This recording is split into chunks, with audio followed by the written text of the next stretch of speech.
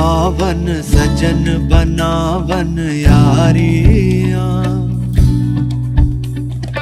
लखां दी रोटी अखां दे मोती वारियां। યોગેશ, તું મારા લાઈફનો બેસ્ટ ડિસિઝન છે.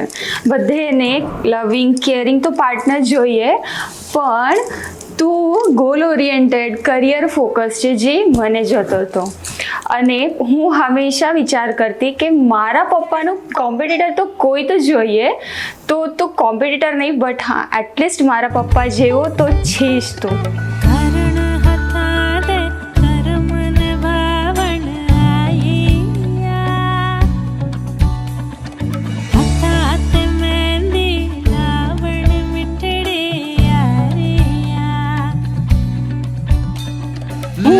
અને મમ્મી અને બધાય ભાઈ બેન જીજાજી બધાય તારી વાટ જોઈ છે. જલ્દીથી બારાત લઈને આવ તો હું જલ્દીથી તારા સાથે ચંદ્રપુર જાઉં. પૂરી લાઈફ આપણને સાથે વિતાવી છે યોગેશ, જલ્દી આવ.